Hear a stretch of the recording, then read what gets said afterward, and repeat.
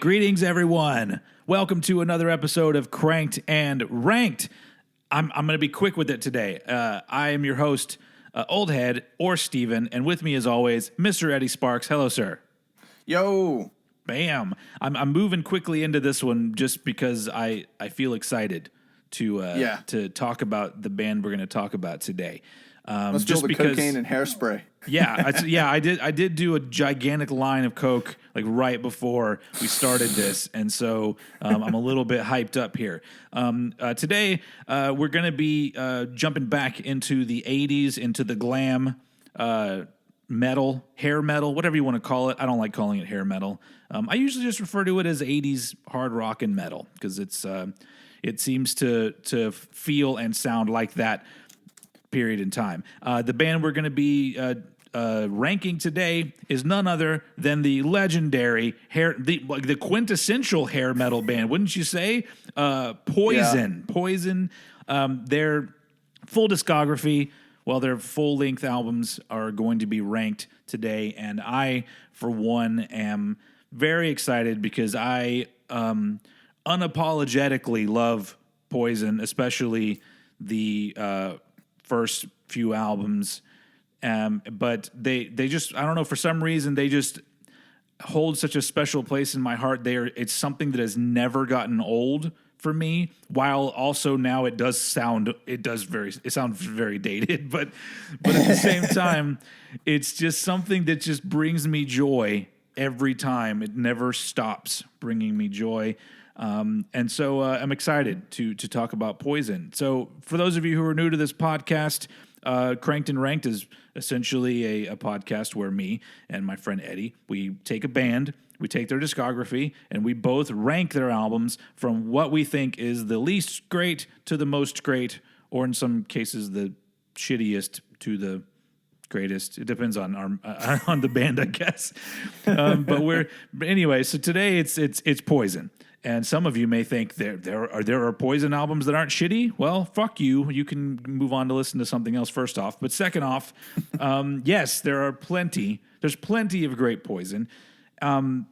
As we do most of the time, let's start off by talking about our Poison story, like where it started for us.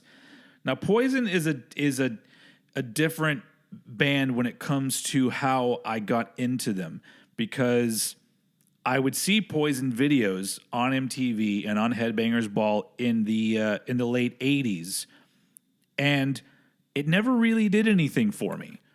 For some reason, I was into Cinderella and Motley Crue and but even Bon Jovi. But for some reason, Poison was the one band where I went, it's just not doing anything for me. In my childhood, metal, hard rock brain, how it was soaking everything up.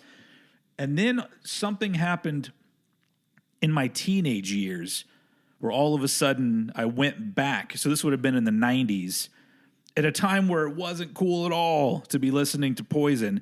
And I remember finally getting a copy of Open Up and Say Ah, and I just remember being like, this is one of the best albums ever made. And for some reason, it just all of a sudden connected with me at a time where it was connecting with nobody else.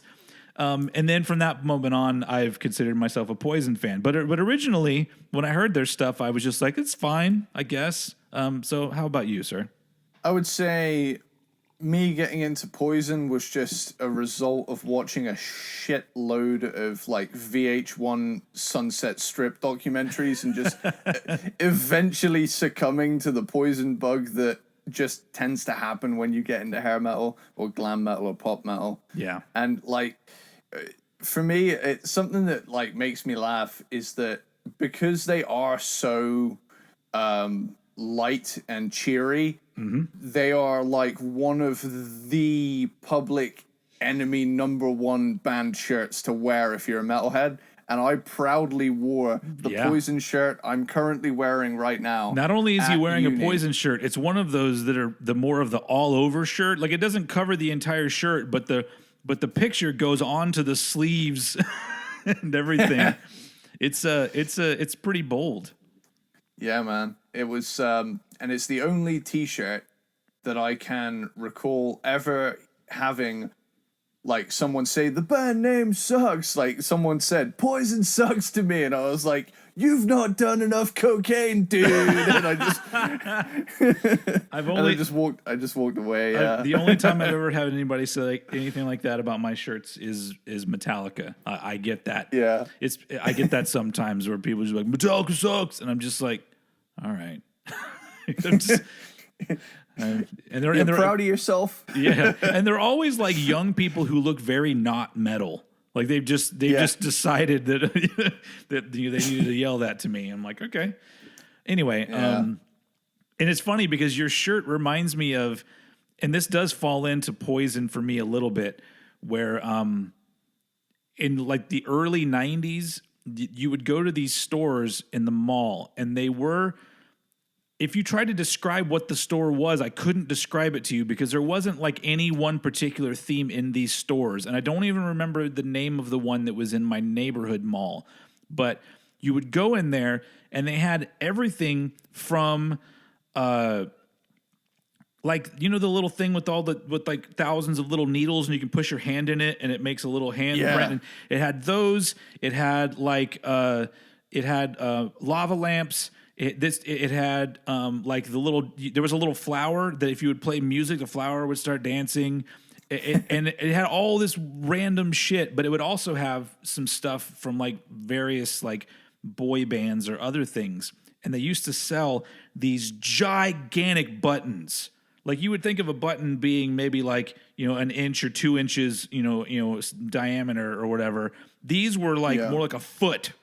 These big ass buttons that you would buy, and I remember they had them for Poison. That was one of the actual rock bands that they made gigantic buttons of. Anyway, that's just what your shirt made me think of. But it was a store that like you never bought anything at that store, but you would just walk around that store and like look at stuff. It almost sounds like what eventually became like Spencer's. I don't know if they have a Spencer's in England, but Spencer's is a lot of novelty stuff. Oh, okay. Because I was gonna say there's a like supermarket chain over here called Marks and Spencer, and they are like the poshest of the posh next to no Waitrose. Yeah, polar opposite. No, Spencer's has like band T-shirts, lava lamps, sex gear. It's like we've got ones like that. There's a couple where but it's in the mall. It's in the mall though. Yeah, ours are even sleazier. Ours are like back alley shit, and we have there's one called like Clarendon Imports. I think there's quite a few of them, and I remember going into one, and at the front of the store they have novelty toys, and stuff. And then the further you go in, there's drug paraphernalia, then weaponry.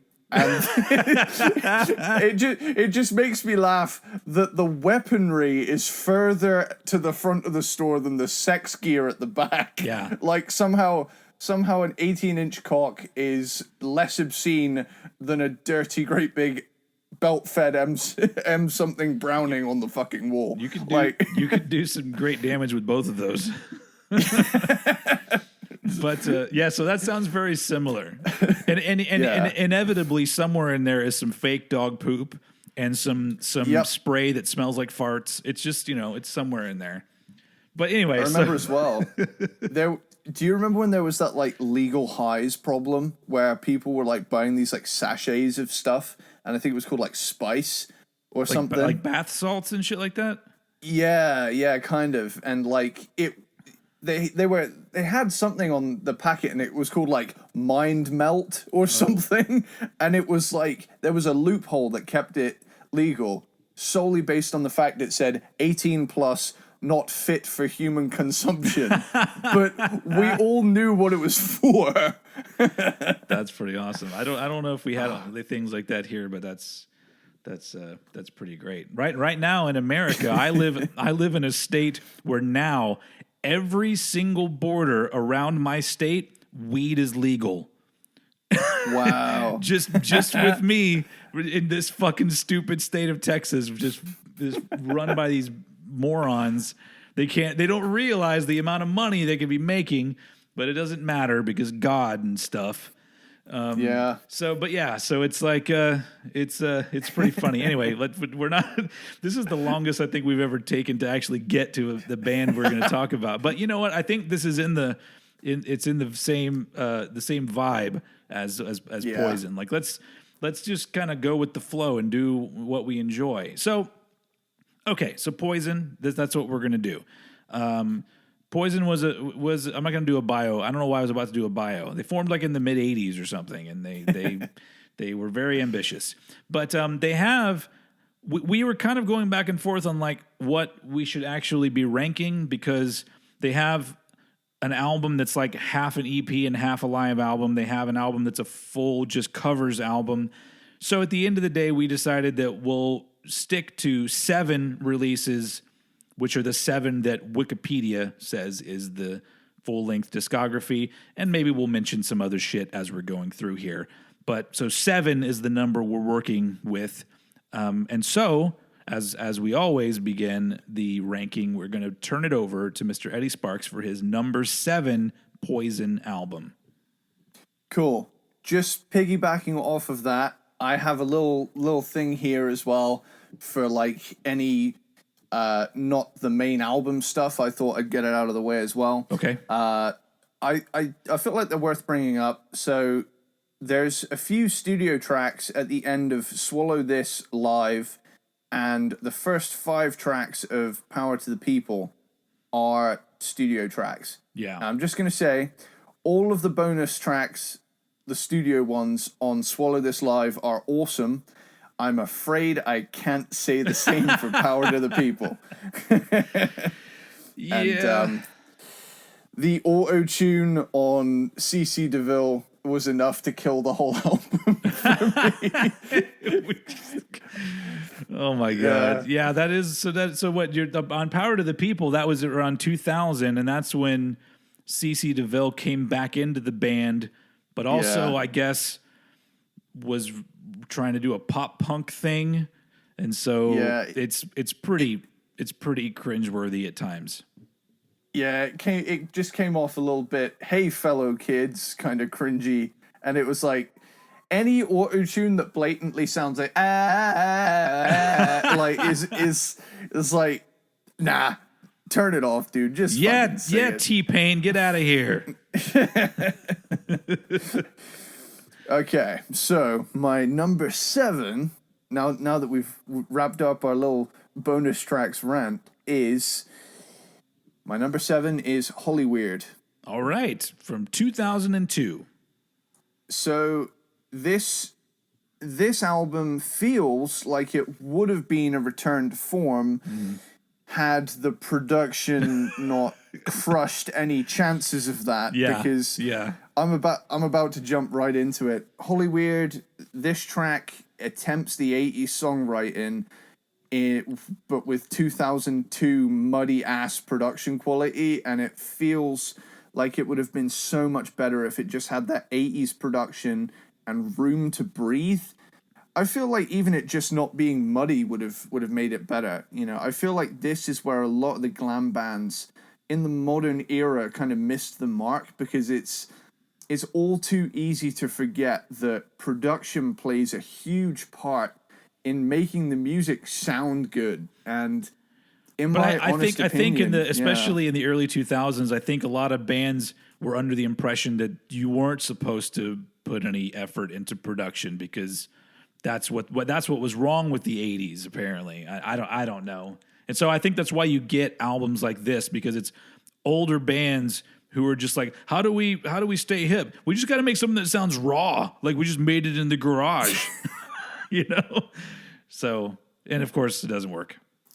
Yeah, because the problem with it is it just ends up sounding like a demo, you know? Yeah. And, you know, glam that sounds like it's being played in a room isn't being done right, in my opinion. It needs to sound like it's in a stadium. Yeah. Well, the weird thing though is that if you go all the way back to the first Poison album, that was a low budget affair, but they approached it like they were making the biggest album in the world. Where it's now they're like, we're gonna try to make this big fun rock music again, but let's not really act like it's very good. Let's give it production like it's just a demo that somebody ran across on the internet. Yeah, like Squeezebox, like the cover of the Who song, it just sounds so muddy, like a demo, which is a shame because this is the closest stuff I've heard to classic Poison songwriting since the first 3 records at this point at the time of writing this. Well, and this is the last. It's been 2002, so it's been almost 20 years, and there hasn't been any other original Poison music released.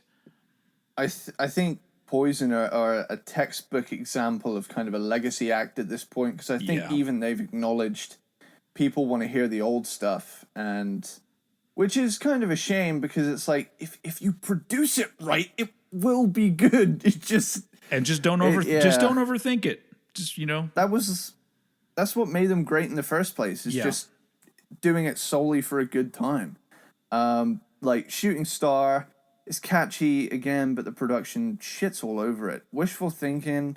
This one has the benefit of not being too overly guitar dominated, which allows it to breathe in a few sections where there's everything going on but guitar, but still, like, get you some. It's just such a shame the production is so shit, dude, because, like, it really had potential to be such a return to form, albeit that song has, like, a full-on nu metal breakdown riff about halfway in. Yeah. Emperor's New Clothes, modern rock kind of song. That is a song. That is a song title that needs to be retired. Nobody makes songs called Emperor's New Clothes anymore. Okay, Megadeth, you did it already too. You did it after Poison. How shitty is that? 14 years after. Oh man, we got a drag race going on outside. Oh yeah, Fast and the Furious. But that is Motley Crue. Yeah, so what the fuck? Yeah, get out of here with that Motley Crue. So we got Devil Woman. I will say, to this album's credit, it's shorter than some of their other efforts during this modern kind of era. Wasteland, same kind of vibe once again. Living in the Now, CC fronted track. At this point in the album, like, I really stopped caring. Yeah. Because my notes from here on in are Stupid, Stoned and Dumb, nothing new really. Home, Brett's Story, yeah, okay. And then Rockstar, cool, okay, bye. Did you miss the fact that that song Home is on there twice? Is it? Yeah, there's a song called Home, Brett's Story, and a song called Home, Cece's Story. And it's the same exact song done 2 different times with each of them singing pretty much the same thing. The lyrics are changed. But it's like you have a song that isn't good and then you get it again. It's so hilarious. I only checked it out on Spotify. I didn't realize that there was a version where there's 2 homes. Two homes. Two for the price of one. 2 for the price of one. Which apparently wasn't very expensive. Yeah. It's just like a cheap sounding album. Also, I need to throw this out there. Poison following Native Tongue, after that, I think they are the kings of bad album covers in the modern age. Absolutely. Like, I can't think of shittier album covers from a hair metal band. And it makes no sense because, like, we've gotten to the point where it's easier to make cool looking art easily. Yeah. I mean, you could do it, and they just didn't do it. Yeah. Yeah, it's just, I don't know whether or not it was like they embraced the cheese, but like the cheese was a little off. it had gone bad. It's moldy. The cheese is old and moldy. Oh man, was that an Anchorman reference? No, that was an Encino Man reference. Oh, that's the one. Yeah.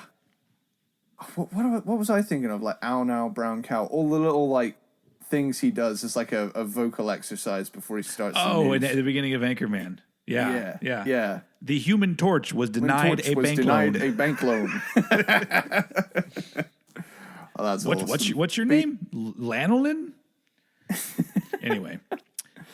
So you done with Holly Weird? Yeah. So the positives that you highlighted from Holly Weird honestly keep it from being number 7. My number 7. This is probably you're not going to be surprised at all. My number 7 is the album Poisoned, which is the last full-length album that they put out, and it's an entire album of cover songs. It came out in 2007. So before I talk a little bit, here's to give you an idea about how I feel about this album. So whenever we do these rankings, for the most of the time, I will have a sheet of paper that I devote to one album, and I'll just write notes on the piece of paper as I'm listening to the album with whatever thoughts I think I want to get out there. For this one, it says Poisoned - 2007. Underneath that, it just says no. But there's an asterisk next to the no. And then at the bottom of the page, I wrote, the sexy back cover is pretty fun. Yeah. That's because that's literally, so first off, I'm normally not a fan of cover songs. I think that if you're doing them live, that can be kind of fun, but recording them for the most part, for most bands, it's a low point in whatever it is that they're doing, in my opinion. And in this case, it's an entire album of covers, and then on top of that, it's an entire album of mostly really well-known covers that they didn't do anything new with at all.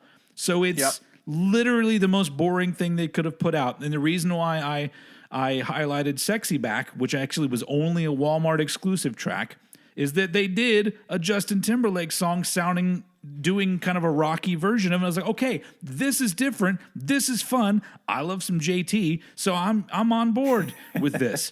And so, but other than that, like, I'm sorry, but like, if you cover Rock and Roll All Night by Kiss, I mean, how lazy is that?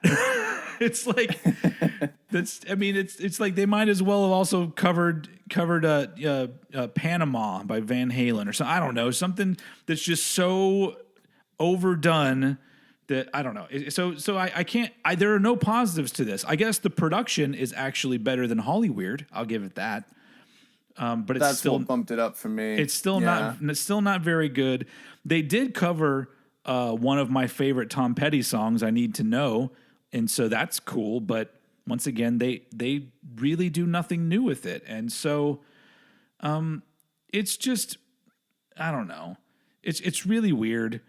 And also, I do think that it's coupled together, right? Like, if I remember right, like the production is fine, but I think that some of these were recorded in 2007 and other ones at other times. Yeah, I've actually got up here. I took the liberty of loading it up just so we could have a look. And tracks 1 through 8 and 14 as well, included on the end, which is the Sexy Back cover. But the first 8 tracks were recorded for these sessions. The Rock and Roll All Night was actually from 87. Okay. I think... Still doesn't save it.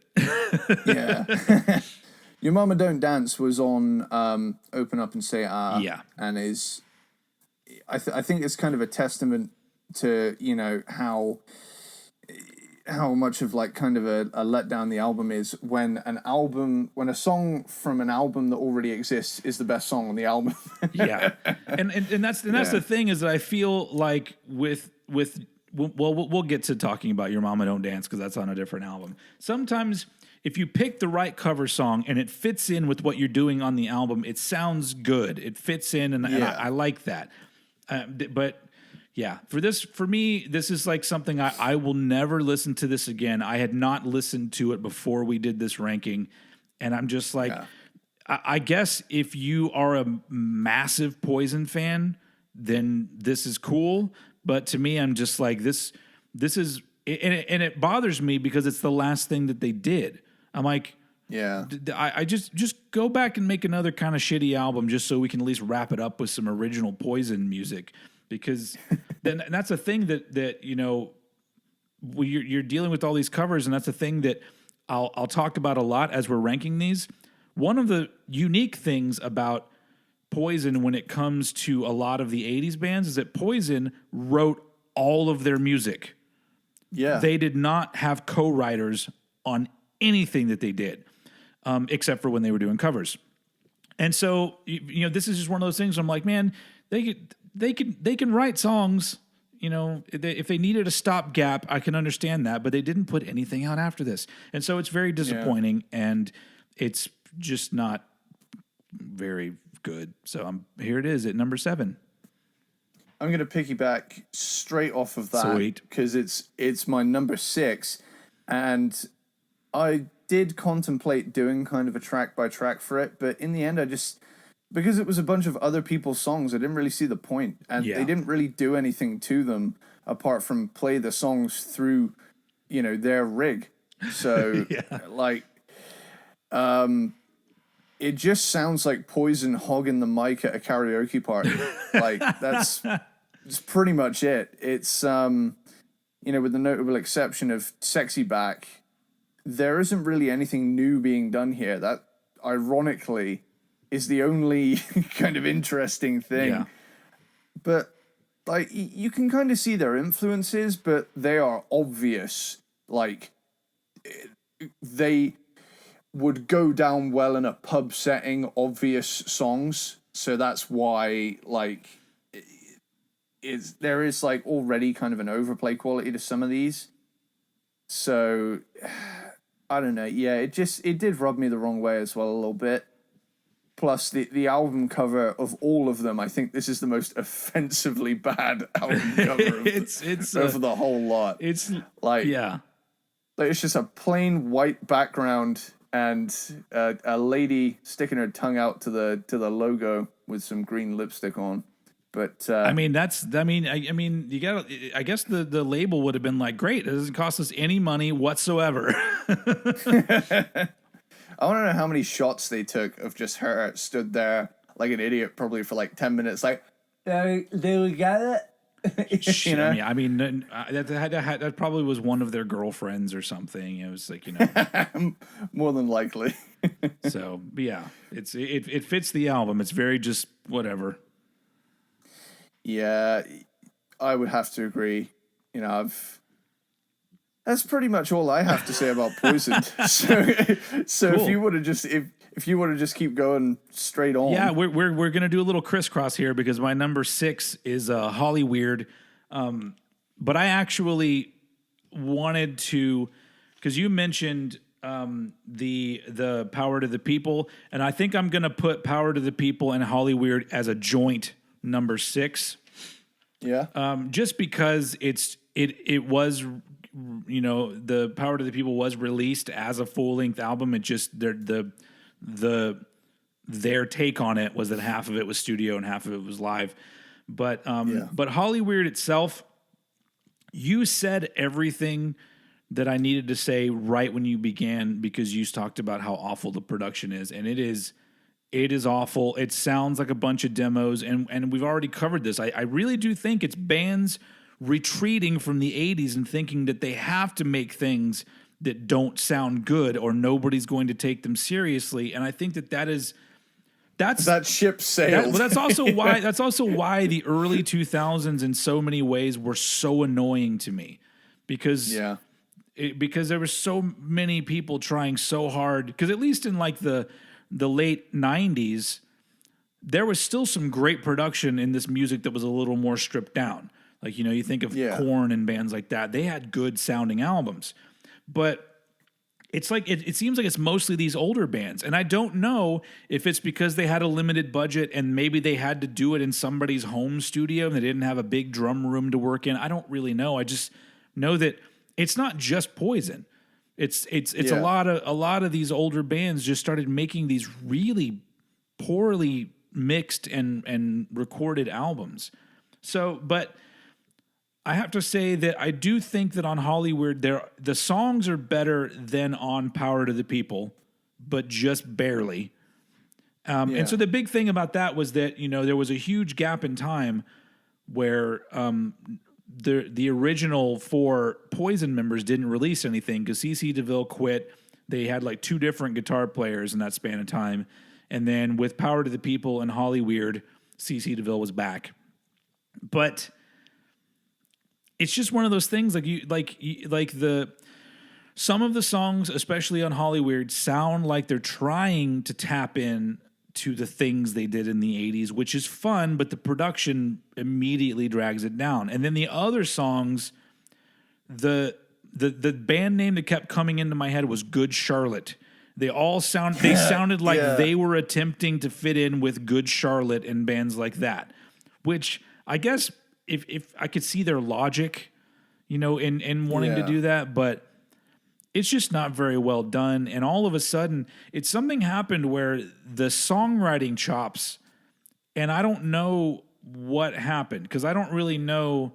I always assumed that Bret Michaels did the majority of the heavy lifting with the songwriting, and maybe he got burnt out, or maybe it was a collaborative thing and the collaboration just wasn't working as well because the songs just aren't inspired at all.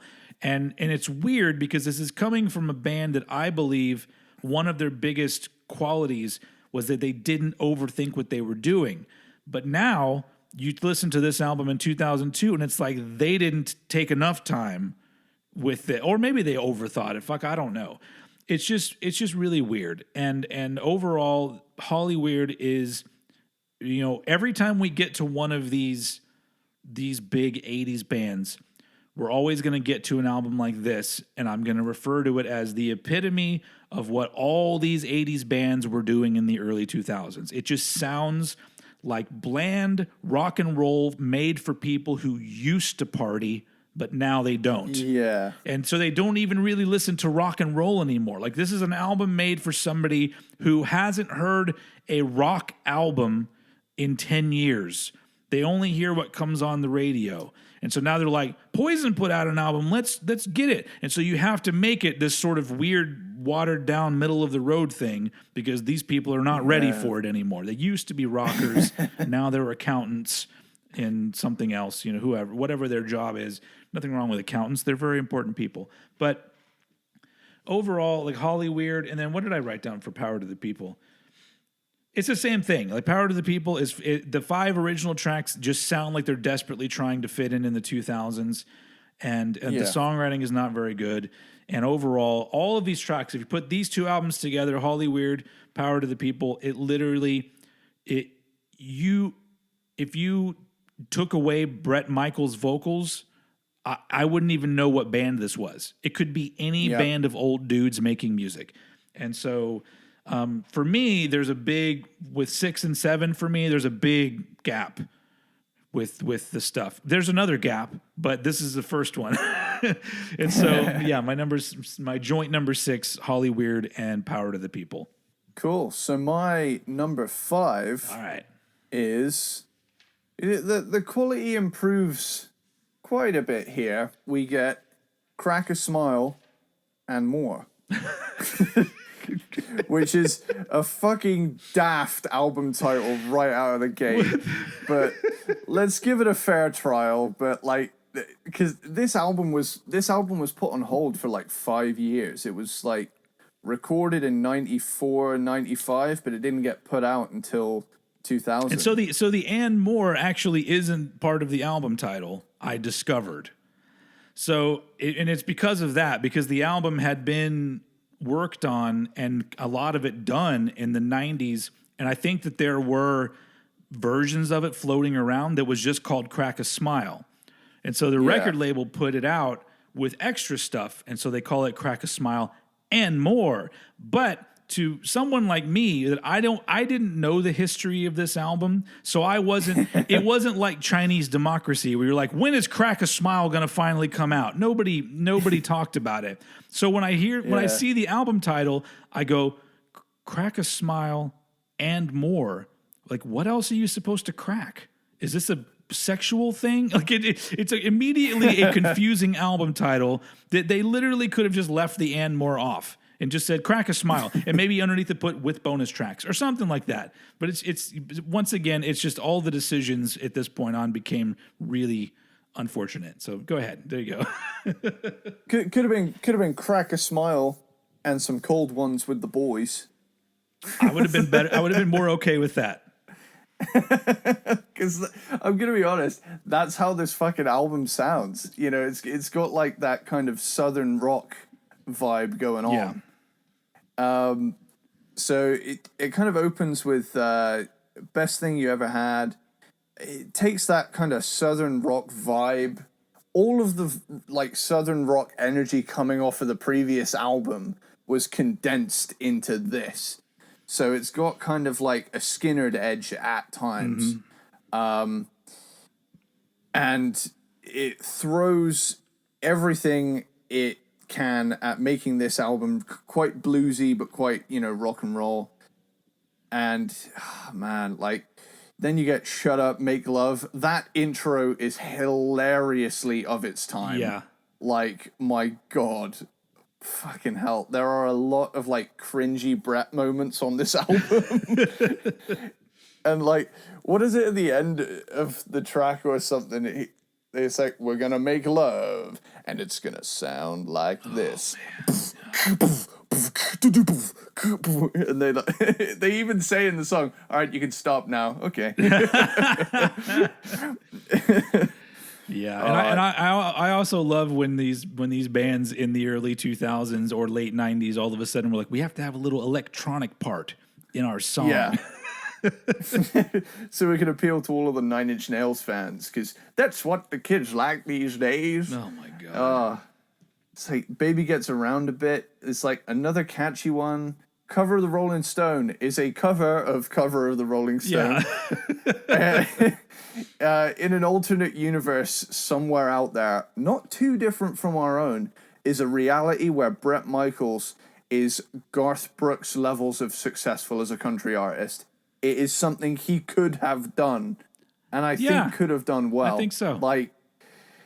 There is a real certain twang to his voice, but yeah, we live in a society where we live in this one reality out of many, where it's like kind of seeping through, but he's trying to contain himself. Yeah, there's a weird glitch where the Garth Brooks version of Bret Michaels keeps seeping in, and it's not supposed to. And maybe that's what happened with Garth Brooks and his Chris Gaines album, where he did like an album as a rock guy. Maybe that was the other universe, Bret Michaels coming through and trying to do something, and it wasn't supposed to be. Don't ask me why I know these things about Garth Brooks. I just do.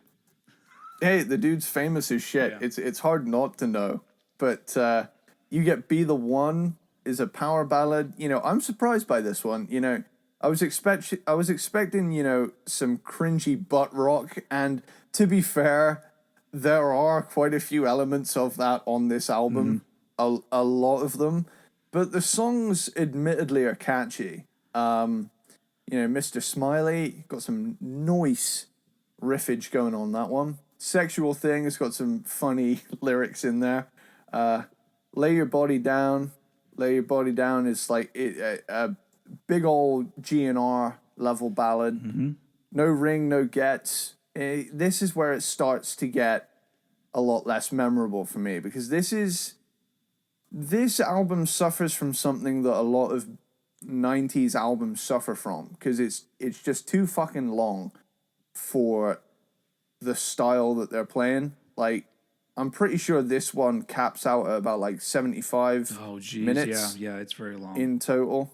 And like, I know that there's the "and more" side of it with like the last few tracks, like the unplugged stuff and whatnot, but even before it gets to that, there's still like 15 songs on this thing. That's the way I like it. Again, you know, it's got some sleazy riffage, but the fatigue is really starting to set in now. Tragically Unhip, you know, I actually heard an Ugly Kid Joe "Everything About You" lick in there. Yeah. That was in the solo, and there's no way in hell there wasn't some Ugly Kid Joe influence on that little bit there. Doing As I Seen on My TV, up-tempo, punky. Worst song title ever? I don't know. Yeah. Doing As I Seen on My TV. There's some fucking crazy song titles, like One More for the Bone, Sleazy Hard Rock, but like the problem is with this album, again, it's like 6 tracks too long, even excluding the bonus stuff. Set You Free, I'd kind of tuned out at this point. It's a very front-loaded album. Crack a Smile, now for a title track, it's not very exciting compared to the rest of the tracks, and I found out because that song's a demo, I think. Yeah, I think the last few of the actual album part are demos. Yeah, and the thing is that got me is that Face the Hangman is an outtake from Open Up and Say Ah, and I'll be honest, this is the best song on the album. I didn't even make it this far in the album because I was just like, if I don't like the actual album, then I'm not going to let you suck me in with some promises of some cool shit. Well, the thing is, I looked at the track listing and I said to myself, right, everything that's like not a live thing, I'll listen to, because like the thing is, if I want to listen to a live thing, I would rather listen to the whole like live show. Yeah.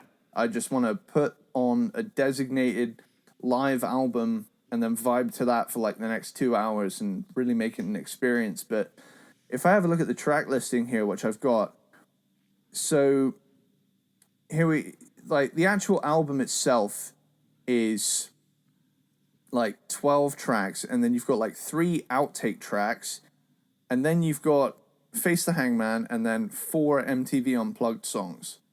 So in total, I listened to 16 tracks off of this, excluding the MTV Unplugged. You're a trooper. God, yeah, does that make me entitled to a veterans discount, do you think?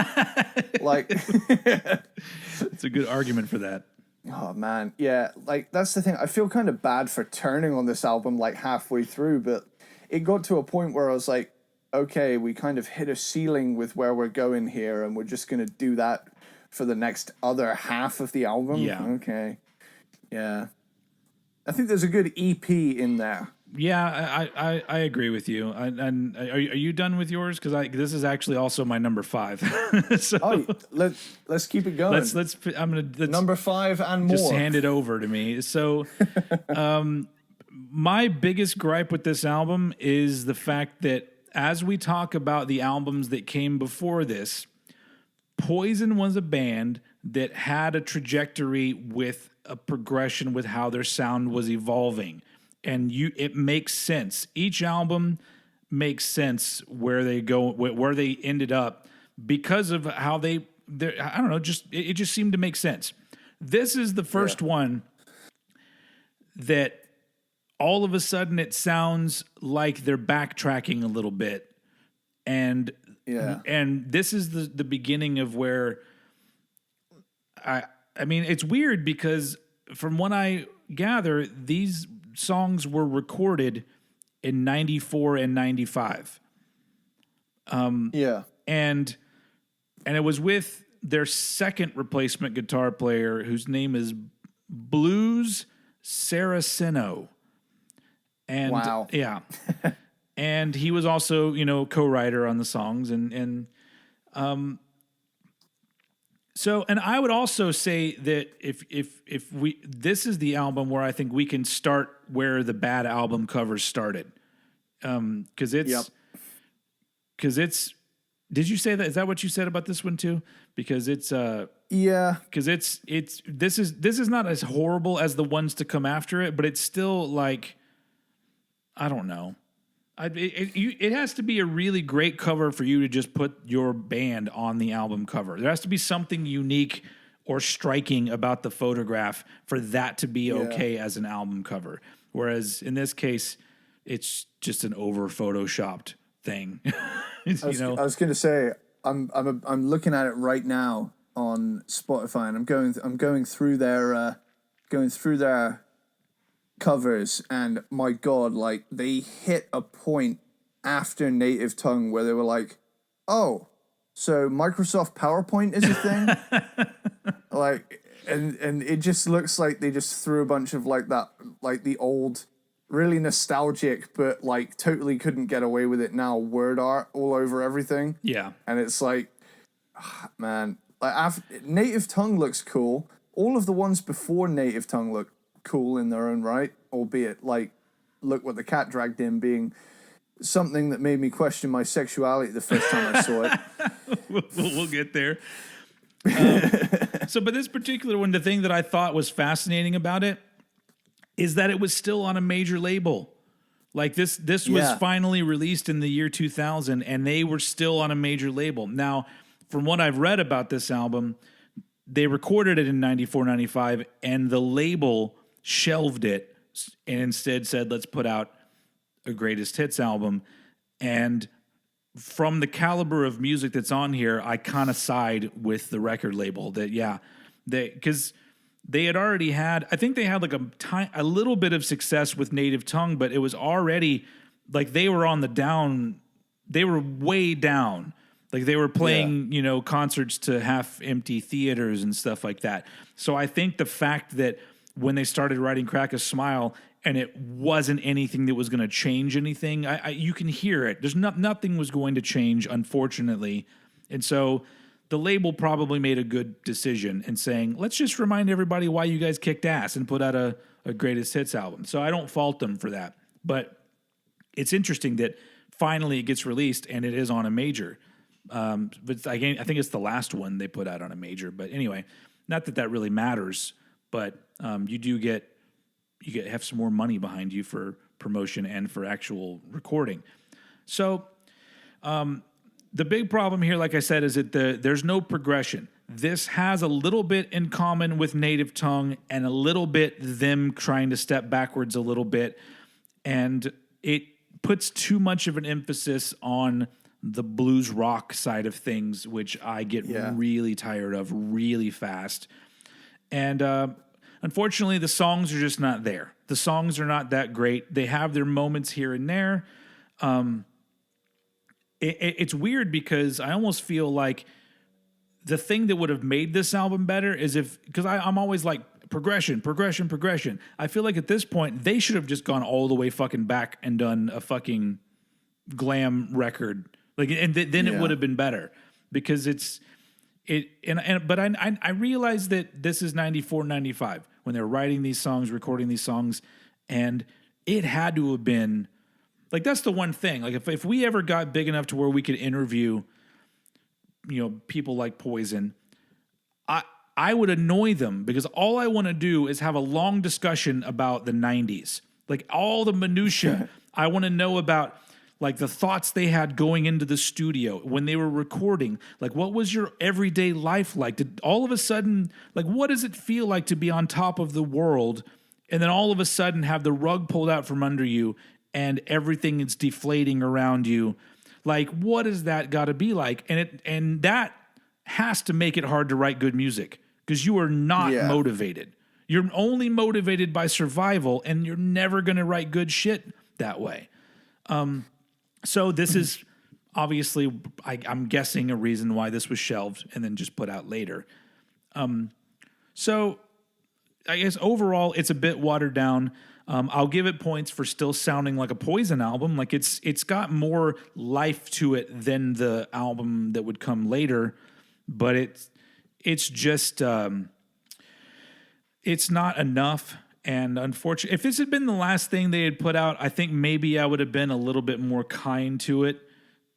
But just as we are right here, if we draw a line right here, like even though I'm going to have some negative things to say about, Native Tongue, it's if they had stopped there, Poison would be a great band to me just because of the fact that they put out albums that progressed from the one before, and there's at least a quality of trying to do something honest and I guess unique to their sound and how they were wanting to progress.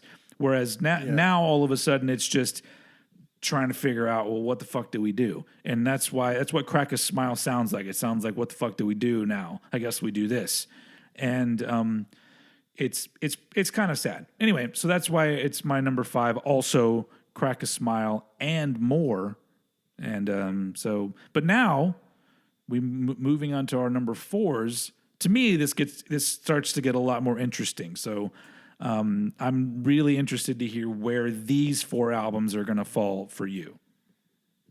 Okay, cool. So my number 4 is their 4th album, and it is Native Tongue. Nice. Cool. So it's got kind of like a wild tribal intro and then goes into the song The Scream.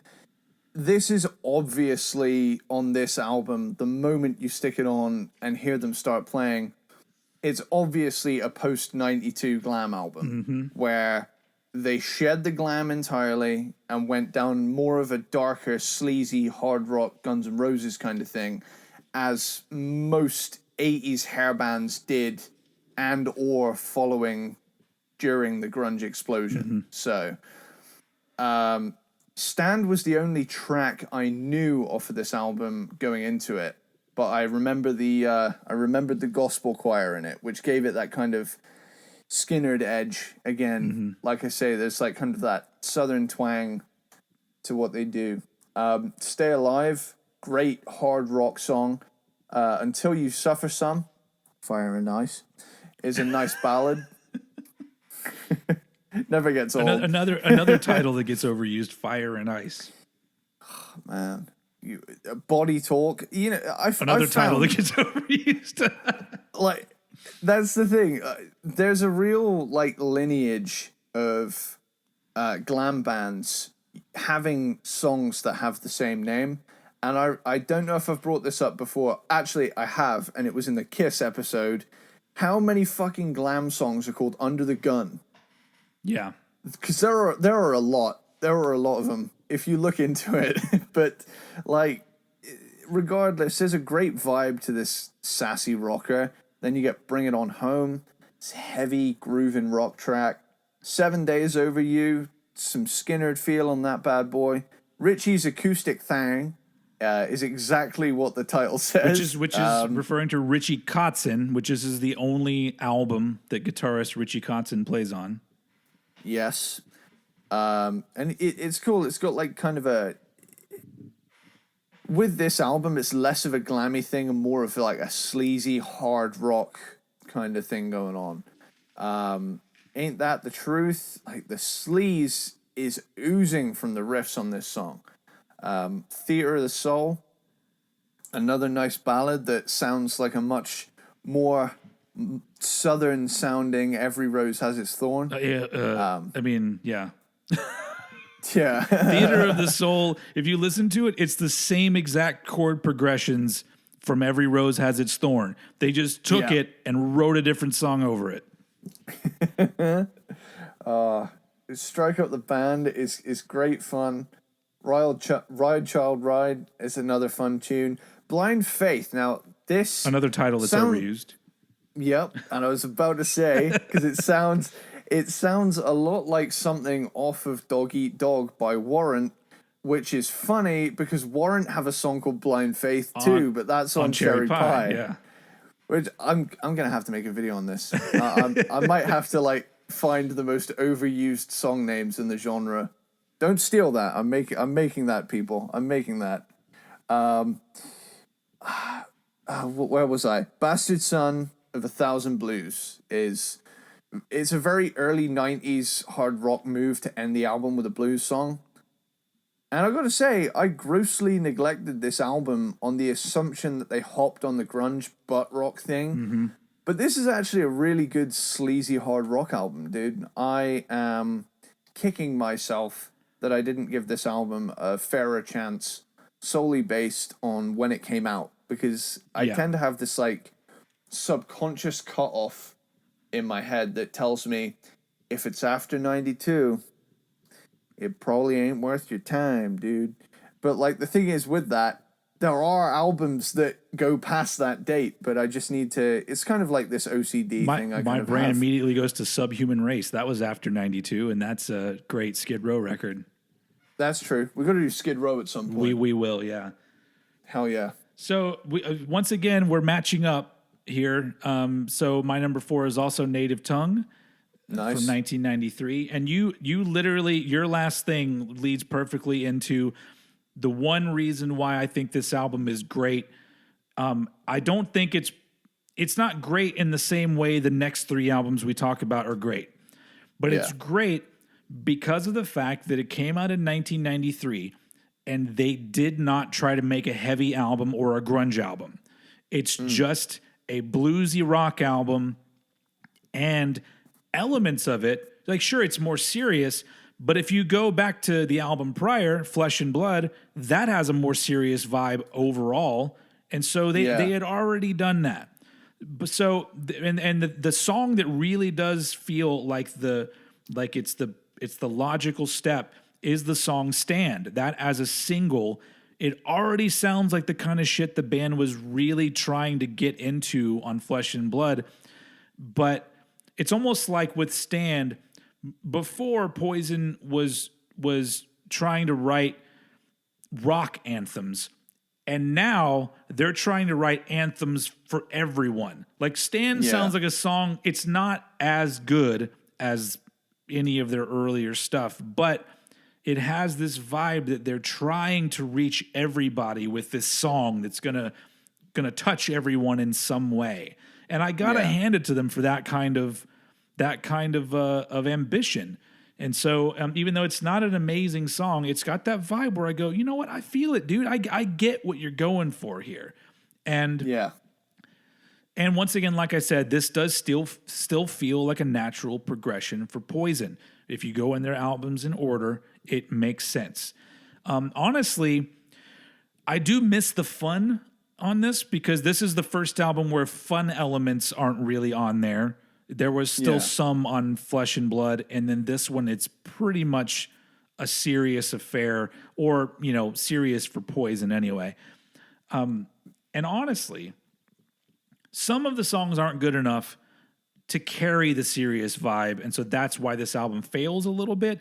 The other thing that makes this album fail, and this has nothing to do with him as a guitar player. I don't think Richie Kotzen was a good fit for Poison. He is a great guitar player, but the only thing that I can imagine is if he's also a co-writer on these songs, and these songs have this sort of not quite their vibe to a lot of them, I would say at least 3/4 of them have this is almost great. And the only difference is that all of a sudden Richie Kotzen is on board, and his guitar playing, even though it's better than CC DeVille, I don't want a better guitar player in Poison. That's like taking Steve Vai and putting him in the Sex Pistols, and I'm just like, no, he has no place being in that band. So it's like sometimes things are what they're supposed to be, and Richie Kotzen, I get that they were probably jazzed to have a much better guitar player in their band, but CC gets kind of a raw deal. He's a good guitar player, but he's not as good. Anyway, and once again, like a lot of albums that we talk about on this podcast from around 1993, it is too long. They could have cut off a few songs, shortened some things here and there. But the big thing about this album is I do enjoy the band's progression. The big problem is just the vibe of this album, because the seriousness and the overly blues rock thing gets really tiresome. But it wasn't just, this started with Flesh and Blood, with the bluesy rock thing. But it seemed like every 80s band all of a sudden decided that they were going to be bluesy. And all of them at some point on one of their albums had a slide guitar part where it went like every single band, they felt like they needed to do that. And I'm like, well, you don't, but whatever. It's just, but I think that's a little bit of a bias because I grew up in Texas, and honestly, I hate any music. I don't hate it. I don't normally like to listen to music that makes me feel like it's Southern, because it just reminds me of awful people, and I'm just you can leave that behind.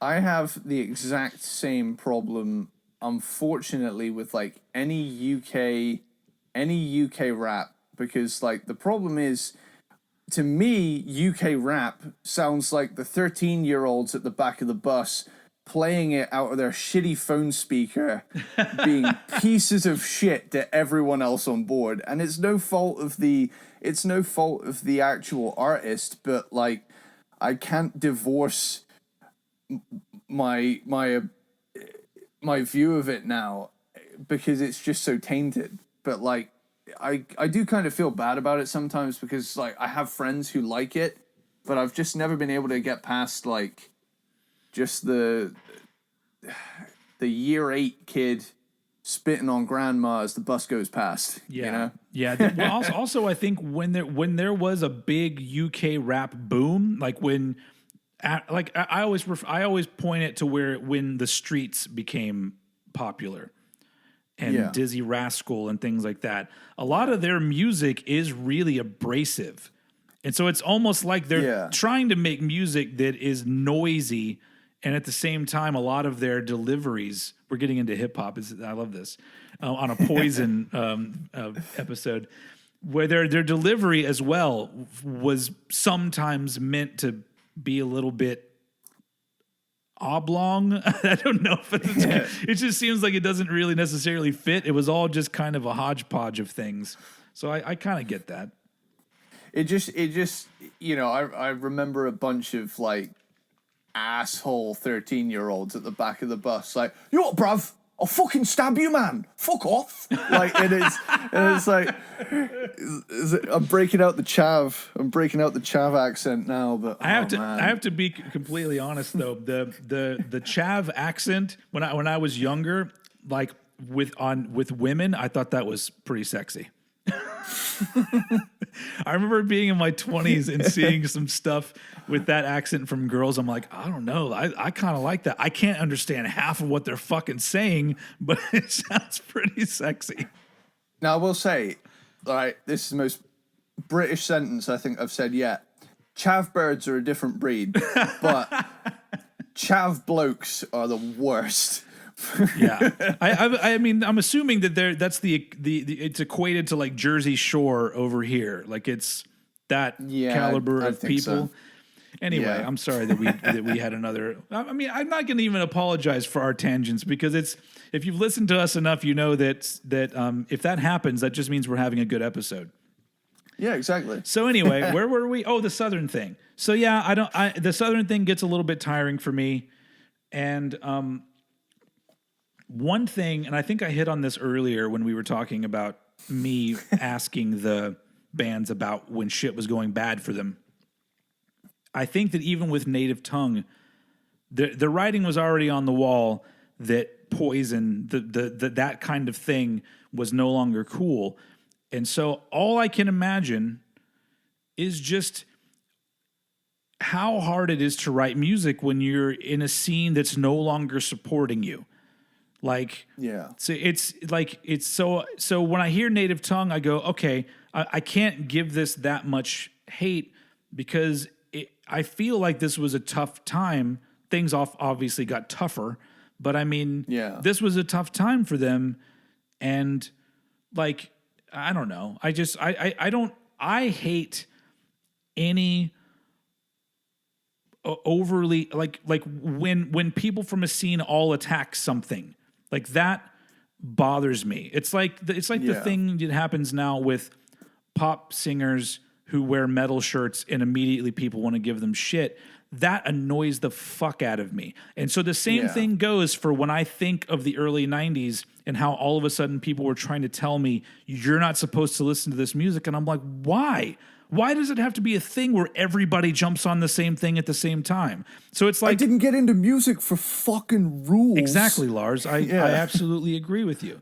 And so that's why like I give this album a little more love, because imagine being that band where all of a sudden everyone's jumping on you and you're not. Like, it's different if Katy Perry wears a Metallica shirt because she's already successful. She can say fuck you and count her money. Poison were getting jumped on at a time where they were on the way out. And so it's just like, fuck those people. And so, you know, so Native Tongue is an album that it's almost like it's you can hear that it's like, it's them trying their best at a time where nobody had their back. I mean, their label probably didn't even have their back, or maybe I'm sure it was the same sort of thing you hear about. Janie Lane talks about with Warrant, about he shows up to the office one day and all of a sudden the Warrant poster has been replaced by Soundgarden or somebody. Yeah, it was Dirt by Alice in Chains, I think. And so I can, so that I feel for them, and I wouldn't feel for them as much if they hadn't made the next 3 albums that we're going to be talking about. Cool. So my number 3 is album number 3. It's Flesh and Blood. Okay. Cool. So this album is further proof of my hypothesis that 1990 is still an 80s year. Mm-hmm. That said, this album is a bit more stripped back ever so slightly, especially in the image and aesthetic department, than the previous 2 albums. There's still kind of a stadium production edge to it, but it's done in a bit more of a mature way. So this album's vibe to me is similar to that of Dr. Feelgood by Motley Crue, which was released a year prior to this. Okay. So you get Strange Days of Uncle Jack. It's this cool spaced out intro. Then you get Valley of Lost Souls, and it sounds familiar, but I can't quite place it. It's gonna bug me though. Like there's a part in that song that sounds like something, and I'm gonna have to re-listen to the song because I can't remember which specific part it is. But at the time of writing it, I was thinking, I've heard this somewhere else, and I know it wasn't Poison. Is it the cadence of the chorus, the way he sings the lines? Because for some reason the like that reminds me of "Lay Your Hands" or "Raise Your Hands" by Bon Jovi.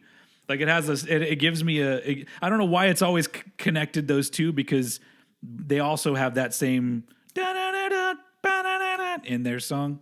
It could be. I'll have to get back to you on it. But like this album, to me, you get, Flesh and Blood, Sacrifice. At this point, it's like Cinderella playing through the Dr. Feelgood rig, but with obviously Poison's unique twang to it. I love that song. I don't know why that song, the backing vocals, the way they're recorded, sounds so good and big. Like the way that sounds. Yeah. I'm like, man, I want to go rock out in an arena to this fucking shit. Like it's appropriate the way that it's mixed. That's the thing. It's where this music belongs, through a massive sound system in a huge venue. Like Swamp Juice, solo. 2 bracket songs in a row. Brave. But this is just an interlude, though. But it's a pretty cool acoustic one. And then we get my personal favorite off this album, Unskinny Bop, which is a strip riff anthem. Yeah. Definite booty shaker for sure. So my theory on this, because you were connecting this album to Dr. Feelgood, but here's my theory, because since we're on Unskinny Bop, if you take Unskinny Bop off this album, there's really nothing that sounds like older Poison. Like this is the only full-on 80s Sunset Strip kind of rock song on it. And so the album that I equate this with is Cherry Pie, because if you take Cherry Pie off of that album, it's also it's more of a serious affair. And so and these came out the same year. And so it's interesting that I don't think Poison have ever come out and said whether or not Unskinny Bop was, the studio wanting them to write a hit, but it's interesting that it has a different vibe than it still fits the album, but it has a way more fun vibe than the rest of the album. Yeah. Yeah, I would agree. It's followed up with Let It Play, which has like some serious like southern rock edge to it. Life Goes On, mandatory power ballad, but a damn good one. Yeah. Come Hell or High Water, I couldn't help but think of the Kiss song, but it's still a good track in its own right. Ride the Wind, hell yeah, Open Road song, that one right there. Don't Give Up an Inch. On the subject of length, all the songs on this album have been really fun, but this album is pretty long compared to the two predecessors. Yeah. So be sure to be in for a lengthier listen on this record, because it's like a solid 20 minutes longer than the previous two. Clocking in at almost an hour, I think. Yeah. Yeah. Something to Believe In is Yeah. a lighters in the air No, ballad. I seen him on the TV preaching about the promised land. It's like, it's give me something to believe That in. is a big, like that's a big ass fucking ballad. Like that. Yeah. Every time I hear that, I'm like, why wasn't this song massive across the board? It just has that vibe. It's like they tried to do with Stand, like make an anthem for everyone to sing along to. I really do feel that song is way better than it got credit for. And this is still during the era when the power ballad was king, Yep. Power ballads, like, in all genres, maintained relevance quite a way into the 90s because, you had When Love and Hate Collide, that did pretty damn well, and that was like 95, 96 by Def Leppard. Yeah. Like, because it's funny because people always say, oh, the power ballad killed glam. It's like, yeah, but power ballads still did pretty well way up into the 90s, so yeah, but that can't be the only factor. I think this I don't know. That's a totally different discussion for like what killed it, and I was like, nothing killed it because if you like as proof from this album, they were already moving away from being flamboyant. This is before anybody. Nobody in Poison knew who Nirvana was at this point. I guarantee you, and they were already stripping things back. So it was just a natural progression. I just think that it's another one of those things where everyone jumps on something, and I go, "All right, well, there's different ways to look at it." Oh man, but then we got Ball and Chain, just straight up rock and roll. Life Loves a Tragedy, awesome uplifting song. Driving during a sunset would be my optimum enjoyment for this track. And then finally, you get Poor Boy Blues. I expected this album to end no other way than a classic 12-bar blues track. So, hell yeah. This album is much more mature than the previous two, but still has that big stadium rock sound and ambition to it. So it's like we said about the Black Album. It's got one foot in both eras. Yeah, so absolutely. You could see where it was going, but it was still rooted in what made the band famous. Yep. So that's my number 3, Flesh and Blood. Cool. And this is where we diverge, sir. Here we go. My number 3 is going to have to be. So we're literally at a point where I love all 3 of these albums. Yep. Like the Poison era from 86 to 1990. I love it so much. Like I listen to these albums a lot. And but at the end, when I was just, when I was doing my list, the one that ended up being number 3 was their debut album, Look What the Cat Dragged In. And I mean, it's number 3 out of 3 fabulous albums. And the thing about this album that I love so much, and I mentioned it earlier, not only is it just a super fun album all the way through, but it sounds like a band already trying to make the biggest album in the world, even though they didn't have the money to make the biggest album in the world. And it's just, the vibe comes across so well. And these songs are not overthought. There's such a confidence to this album, and at the same time, like you just feel like this is a band. Like that's the great thing about an album like this is that I listen to it and I know all about Poison, but I still will hear this album and go, man, I hope these guys make it. They have such promise. Like I feel like they're going places, and it still gives me that vibe of like these young guys who are just trying their hardest to be the biggest band in the world right out of the gate. And it's so much fun. But you have, I mean, it's weird because there were a lot of, I guess there were 4 singles off of this album, and they're not very well known. I think the biggest one that's really well known is Talk Dirty to Me. That's probably the biggest one. But then, you know, Cry Tough was a single, I Want Action was a single, and so was I Won't Forget You.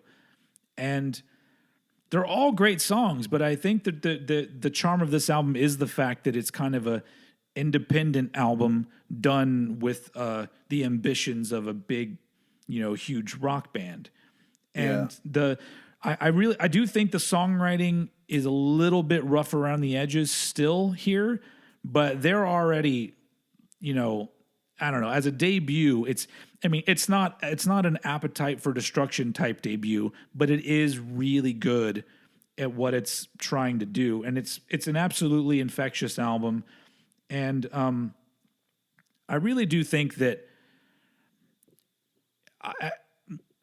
making music where your number one goal is to have everybody have a good time in 2021 is an admirable quality to me. So whenever I hear people making music and I get the feeling that they want everyone to have a good time, like, sure, I don't listen to that kind of music all the time. I don't always want to be all cheery and bubbly and shit. But I hear stuff like this and I go, I admire the fact that that's what was going on, you know? And I just, that's the big reason why I miss the 80s, even though the 80s, you know, I probably would say that as a decade, the 90s were more important to me. But the 80s, the vibe going on with music from every angle, it was so alive that you had things like this that were this fun pop rock album the same year as Master of Puppets. You know what I'm saying? Like, it's just, and then even everything leading into the late 80s. I just love the vibrant scene that music was having. And it wasn't just rock and roll and metal. It was also hip hop and other things. I love the fact that everything was booming. If you were a band, the possibilities were limitless. Like, that vibe makes me, one, a little bit sad that I don't think that's a thing that's ever going to happen again. But also it makes me really enjoy even the worst glam albums or any albums that came out around, it's all the second half of the 80s for me, starting about 86 through 89, 90. I enjoy all of it just because I always feel that vibe of, man, shit was great in the world of music. You know, it wasn't great for everybody in every walk of life, but I just love that. I love hearing the excitement of it all. And if that's totally clear with Look What the Cat Dragged In. So it's not my favorite Poison album, but it is, for what it is, it's a damn good one. I would go as far as to say, well, I'll get into it in a minute, but I would say that this album contains what I would consider to be Poison's only actual, like, remotely metal song. Like, I feel like the only reason they get lumped in with, you know, the hair metal thing is because that was the thing at the time. Anything with a perm and guitars was just called metal. You know, they were very generous. You're right. Most of the time it is using the term metal very loosely. Yeah, especially in the poodle perm world. But, like, I would go as far as to say that the title track, Look What the Cat Dragged In, is like their only metal riff. Yeah. Where it's like, like that. every other riff on here, like, yeah, it might be sleazy, but it's still pretty happy. But like, the title track is the only remotely menacing, oh, these guys might be a little dangerous kind of hint throughout pretty much their whole discography. Yeah. But yeah, I'm going to jump straight into my number 2, because my number 2 is Look What the Cat Dragged In. Awesome. So Cry Tough is this uplifting 80s hard rocking fun. Like, yeah, it's like really sugary sweet, but it's a good time, and it doesn't set out to be anything but that. I Want Action, one of my favorites on this album. You know, this once again, it's just a giant overdose of fun. I Won't Forget You. It's a nice ballad track showing their softer side. You know, third track in, then you get Play Dirty. You get the chorus effect on the guitars. You know, Cruising the Sunset Strip, blasting this must have been awesome. Like I said, Look What the Cat Dragged In. Absolutely gnarly, mean riff, considering how bright and cheery like most of the album is. Yeah. Talk Dirty to Me goes without saying. Super catchy, guaranteed 80s party tune. Want Some, Need Some is just great fun. Blame It On You, nice and sleazy. Number One Bad Boy, it was just such a good title. Like, I fucking love that. You know, another fun rocking track with some serious shred from CC, who is, you know, underrated. Yeah. And then finally, Let Me Go to the Show. I put up a video on Instagram of me doing the end of it. It's just like, you heard your mother, turn that shit off. Oh, so fucking good, man. It also, like, there's a slight GNR vibe, you know, Guns N' Roses thing on the final track. And I can totally see why Slash almost ended up in Poison, why he would have been in the ballpark for auditions and things. Because didn't he audition for Poison around this time? I think so. I'm a little muddy on that whole, because there were so many people in other glam bands that had some connection to other ones. It gets a little bit confusing. The family tree is basically a giant bush. Yeah, it is. It's like you look at like a member of Rat, and they've been in like 4 other glam bands that are like really well known. Yeah. Another thing to say about this album is that I would think that if you were going to pick the number 1 most iconic glam metal album cover, I think this would be it. Yeah, this pretty much nails the aesthetic. Because it's the one that everyone would talk about, how, you know, they look like women, like they've got full on makeup, and it's very glossy, and it's just their 4 faces, and then you've got Ricky who's making like a kissy face. Dude, I got to be perfectly honest. I'm straight as they come, but, you know, 2 or 3 beers would convince me that, you know, at least CC and Ricky were pretty damn hot. Let's be real here. You know, it'd only take a little bit. Brett and Bobby do kind of have like a kind of scary, there's a penis in here kind of vibe. Yeah. But the 2 at the bottom, I don't know, man. Like, that's soccer mom's gone wild shit going on there. Yeah. To be completely honest, though, all I remember from being younger is that you had a band like Poison who dressed up like girls, and then you had a band like Vixen who were girls who were, to me, less attractive than Poison. And I'm just like, man, they fucked up on that one. Anyway, no offense to Vixen, they're lovely, but I've not. Hey, like I said, there's some fire bitches in Poison. So yeah, so is that your? Did we get through all of the tracks? We did. Let me go to the show. Did. Hell yeah! Awesome. I'm looking at Vixen now, and I gotta say, like, they're hot, but I don't know. I feel like my entire reality is being ripped apart before my very eyes. Yeah, damn. It's they weren't. I don't know. Maybe I'm just very picky. I have no idea. But anyway, so let's move on to my number two.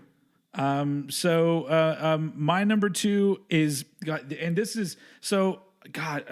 These next two albums I love so much with all my heart. Hell yeah. And this one is not a perfect album, but I kind of love the imperfections that are on it. My number two is Flesh and Blood, the 1990 album from Poison, and Nice. we already covered the fact that it's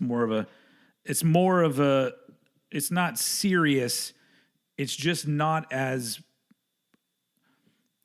overly happy, I guess. It's got happy stuff. I don't know the word I'm looking for. It doesn't sound as glam metal as the first two, or glam rock. It's not. It doesn't have the same let's go out and party vibe. It's more of just a rock album. It feels more down to earth, I would say. That's a good way to put it. Yeah. And yeah, like I already said, it's proof that the quote unquote hair bands were already trying to tone things down, or just be more ambitious with their songwriting, and not necessarily just try to be, a rock and roll party cliche all the time. And honestly, even though this is my number two, technically, I would consider this an improvement over Open Up, and say, just in their overall approach and songwriting and ambition, they really took a big step here. And unfortunately for them, I think for people who don't know the album very well, that big step isn't apparent, because all you know is Unskinny Bop, which is the one that sounds the most like something from the past two albums. And my history with this album is interesting, because I told you, like, I didn't really get into Poison until I was, in my teens. But when this album came out, I don't remember who, but somebody gave me a cassette copy of this album as a joke present. And I went home and I listened to it, and I'm like, this is pretty good. Like, I'm just, and I remember listening to it quite a few times and thinking, like, this is Poison, and this is, a lot of these songs are pretty cool. But then some reason it just didn't connect with me until years later, where I finally went, oh yeah, it is a fucking badass album. But the things that I liked about it were the even back then, there is, like, some of these songs, like I'll say a big one for me is like Ride the Wind, and Something to Believe In, and Life Goes On. Like, those are all songs where, as a songwriter, you hear how, I don't know who the main writer was. I'm assuming it was a lot of Bret Michaels, but he had such a good sense of melody and how to put a vocal melody over the music in a way that just felt so pleasing, that I understand why they were so popular. But if you're not like us, and you're willing to admit that you like a good pop song, then I could see why this would be off-putting. But they were just so good at crafting these kind of songs. And like I said, they wrote these songs. They didn't have any outside songwriters like a lot of bands did. And the big reason why this ends up being number two and actually being over Look What the Cat Dragged In is because they didn't just rest on a formula that had been successful.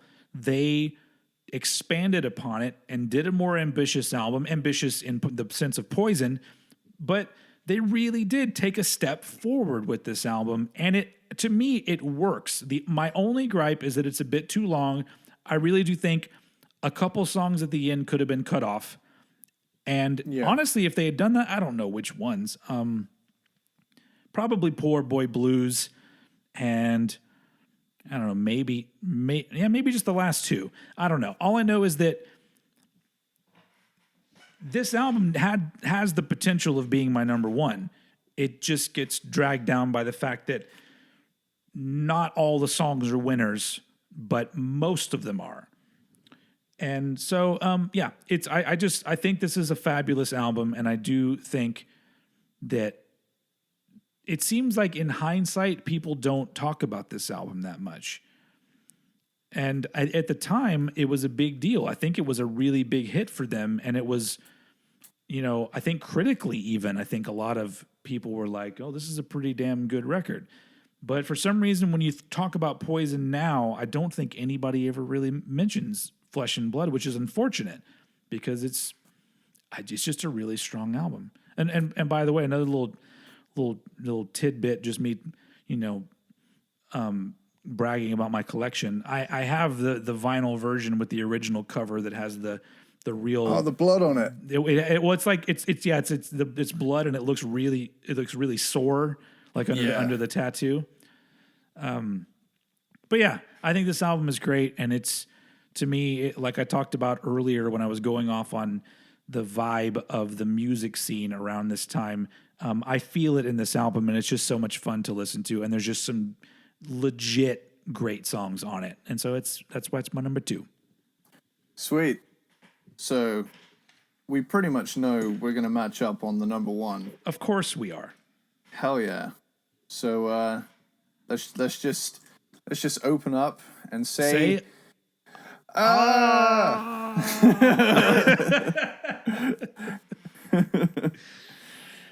this You'll album find him in the castle of perhaps he was dictating. Anyway, that was a Monty Python reference. There you go. I fucking love this album, man. Like this feels like a greatest hits album, and it's just an album of theirs. I literally have that in my notes. This seems like a greatest hits album. It like follows up the debut with more gloss, but retaining the good time vibe. Mm-hmm. Love on the Rocks, great opener. Nothing But a Good Time is the absolute embodiment of Poison's ideology. Back to the Rockin' Horse, great fun song. Mm-hmm. Good Love, sleazy and fun. Tearing Down the Walls, that riff is fucking killer. Yeah. Look But You Can't Touch is the anthem of cock blockers everywhere. And Look But You Can't Touch. It blows my mind that wasn't a single. Yeah. Like, that's agreed. how strong this album is. They had an album that could have been a hit, and they did not put it out as a single. They didn't need to. It's fascinating when you have such memorable hooks on even the album's deep cuts. Yeah. It's like, how did they even pick? I reckon it was a coin toss to see. We can't put the whole album out as singles, guys. Well, I think when it comes to Nothing But a Good Time, that one's obvious. That one is... Yeah. That one is, to me, like one of the best pop songs ever written. It just happens to be a rockin' kind of pop song, but that just feels good every time you hear it. Yeah. Like Fallen Angel, like softer, nice track, but this is where I put it. Sounds like a greatest hits album because all of the tracks are just insanely memorable. Every Rose Has Its Thorn, Poison's most well-known song by a country mile.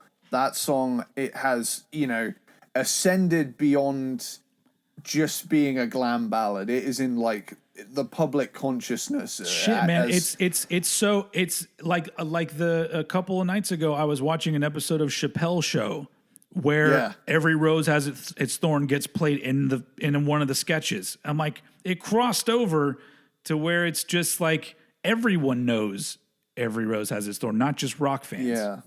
It's just one of those, isn't it? It's like you go on Spotify and they have like the top 5 most well-known tracks, and there's always that one song that has a ridiculous amount right at the top, and then beneath it is a song that did extremely well, but like has less than half of what the top one is. Mm-hmm. Oh man, Your Mama Don't Dance. Now this totally validates a comment I recently saw in the Everything Glam Metal Nightclub Facebook group. That's a fucking awesome group. As well as Old Headbangers as well. But like, it said something along the lines of, Poison are essentially a 50s doo-wop group with their amps turned up to 10. And yeah, they just write like, pop music with loud guitars. It's pretty much it. Like, if this song isn't like the blueprint for what Poison is at like its bare roots. This is it. And then Bad to Be Good is fucking groovy. And honestly, there's not a single dip in quality or enjoyment on this album. Agreed. Because each song, it really does feel like a greatest hits. You know, there's moments on Look What the Cat Dragged In where like the quality will like dip slightly but still be really good. Mm-hmm. And you know, same goes for Flesh and Blood, but this one is just so incredibly consistent across the board. And it doesn't, you know, overstay its welcome either. It's all killer, no filler for 36 straight minutes. It's shit. I mean, you've lit almost everything written on my piece of paper you already said. Because I absolutely agree 100%. It is the quintessential Poison album. It is the definitive statement that Poison made. And while, like I said, you know, before, in many ways, Flesh and Blood is, you know, is superior, but will never be as recognized. It's the original. But yeah, and I remember, so when I got really into this album, I believe it was around my senior year of high school. And so this is 1996 when Poison was not cool. And I remember I had a cassette copy of Open Up and Say Ah, and I blasted it from my car for probably I on and off for the entire like all of 1996. I'm sure it was just in rotation where I just kept putting it back in because I was just like, I guess probably in 1996 I was like, it felt good because nobody was making music like that. Yeah. And you know, so it's just one of those things where it became like an infectious album almost 10 years later for me. And yeah, it's front to back a great album. And I honestly don't have anything else to add. You said all the things that I wanted to say. It's just so fucking good. And once again, it's got a pretty iconic album cover with the girl with the insanely long tongue, which, you know, I'm assuming that was fake. I don't think she had a real tongue like that. But and it's a distant relative of Gene Simmons. Yeah. And it was censored. Like the version that I always saw growing up just had her eyes. And it's funny when you think about it now in the current climate with what you can get away with. At that point, the thing that the conservatives were worried about was, well, she's got a long tongue. What are they going to think about that? It's hilarious to me, especially now that we live in an age where WAP exists. Yeah. And, like, can you imagine the fucking outcry if WAP came out in, like, 1988 when the PMRC thing was just raging along? It would have been number one, and I would have loved it. Yeah. That's the thing is that so many that it gets very tiresome. All of these old rock dudes coming out of the woodwork because now they're mad that girls are making nasty music and doing nasty performances. And they're all just like, well, you wouldn't have been able to do this in the 80s. And I'm just like, well, what's your fucking point, dude? Yeah. And why are you so mad that women are being sexy? Like, why does that bother you so much? Bingo. And so it's just ridiculous. And it just goes with my opinion that a lot of older people, especially rockers, are lame. And they're all becoming they're boomers. They're all becoming their parents though. Like they're all doing the same thing. Like it's not so ironic. Like and the weird thing is I have a channel called Old Head referring to the fact that I prefer music that's old school, but I'm not an asshole about it. Like I want the young people to have their moment and whatever it is that's making them feel something, even if it's sexual or violent or whatever the fuck it is. Yeah. Like I'm never going to say, I don't want to listen to a lot of the newer music, but I remember what it feels like to be young and have somebody tell me this is wrong what you're listening to. This is not as good as Pat Boone or whatever, you know, and I'm just like, fuck you. And so like I say fuck you to the adults of the past, and now I say fuck you to the adults of now, because I'm just, especially now that I'm of the age where if I was going to start being like that, it's already past. I'm 43 now. So it's like that's never kicked in for me. Like I'll still hear, you know, like stuff like the mumble rap stuff that I just don't get it, and I'm just like why would you make I just don't understand why you would make that choice to listen to that or make that music. But at the same time, I realize that I'm not the demographic. I'm not young anymore. And so that music is still totally valid. In the history of music, that is valid. WAP is just as valid to me as Ain't Talking About Love by Van Halen. Would I prefer to listen to Van Halen? Abso-fucking-lutely, but they're both, it's all, I don't know. It's all, at the end of the day, it's all just music. And like we talked about before on another episode, you know, 100,000 years from now, nobody's going to remember any of this shit anyway. So the fact that you're wasting your time complaining about stuff instead of just enjoying what you enjoy is ridiculous. And so, I think that's a good way to cap off Poison, because I think Poison is a band that they seem sometimes afraid to just let themselves enjoy music.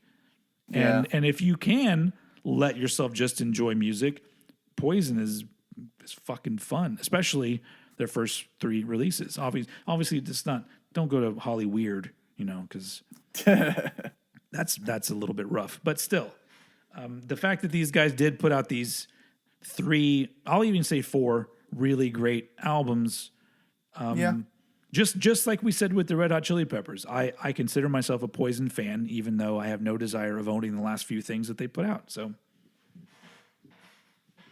and that's okay, because sometimes bands miss the mark, and you know, as long as you enjoy at least something they put out, they brought value into your life. You know, I remember I met a guy when I was in my 20s that I worked with, and his attitude towards music was he was never a fan of a band. He was only a fan of an album. And he was like, wow. It makes it much easier for me because I don't put all my faith in these dudes constantly doing things I like. I just hear what I hear, and if it's an album that connects with me, I like that album, but I don't have to worry about, do I like what came before it or came after it?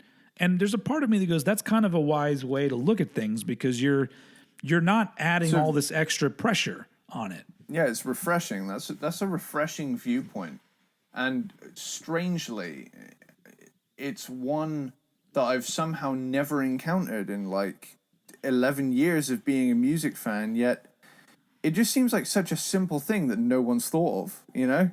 Yeah. And I mean, but you have to admit, I'm sure there are artists, because I know there are for me, where you like one album and you probably own the one album but have no desire to own any of the other albums by that particular band. There's got to be several, I would say.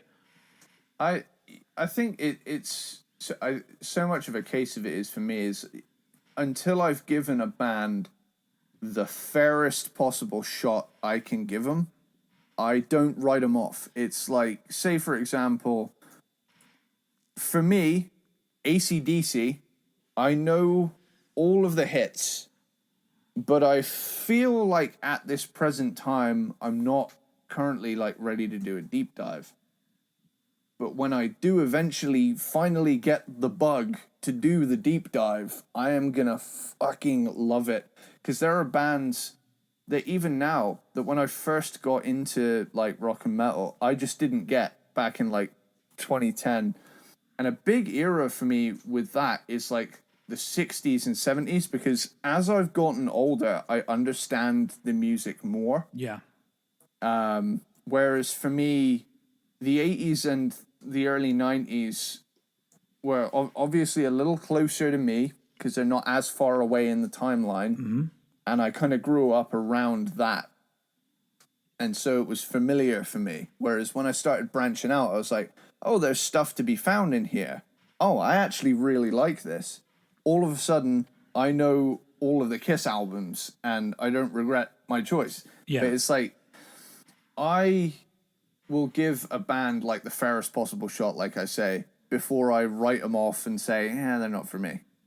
But if there's an album that you like and the rest of them don't do anything for you, you don't immediately write off that one album, And so it's funny because that attitude either completely validates our podcast or completely makes our podcast unnecessary.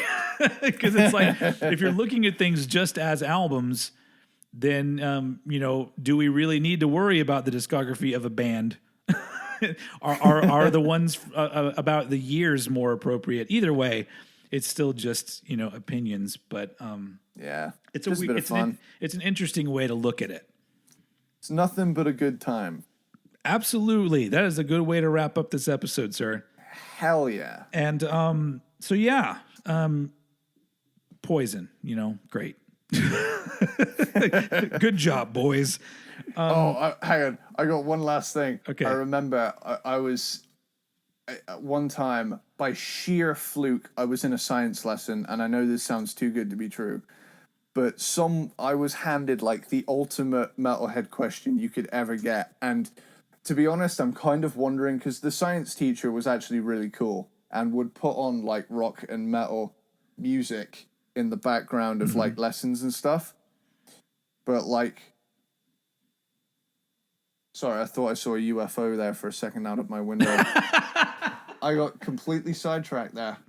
There is like a bright white light just hovering, and I think it's a helicopter. Okay. It was a helicopter. But yeah, as I was saying, it's like just this science teacher turned to me specifically and said, okay, Eddie, what's the difference between poison and venom? and I was like, we really doing this? I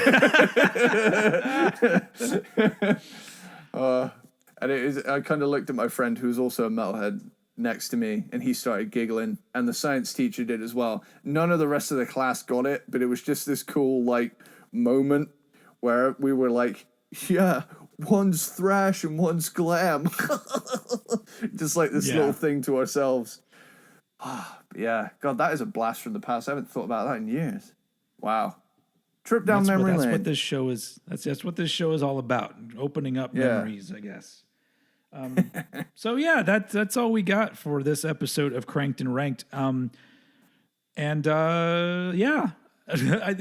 once again, I'm very bad at closing episodes, but peanut butter platypus, if you know what that means. And thank you all for listening. We'll be back next week with a little bit of a different thing going on. Is that next week that we're doing this? We're having a meeting right here in this episode. Yeah. We might be taking the podcast to strange new places. Yeah. We're all about trying to open this thing up. For those of you who listened to the last episode, no, it's not the hip hop episode yet, but we're gonna get there. Holy shit! I've all of a sudden something playing in my ear. Okay. I'm gonna edit that out. I don't even know what I was saying. Go ahead. The secret project. The secret project. It's going to be a little bit of a different thing because while we're always going to be cranking and ranking, we would also like to do some other things too. So yes, join us next time as usual. Like I always say, if you're watching this on YouTube, please go subscribe to Eddie Sparxx. He's got a lot of cool shit on YouTube. But that's all we got for this week. Any last words? Are you ready to wrap it up? Yeah. I think this has been a fun one.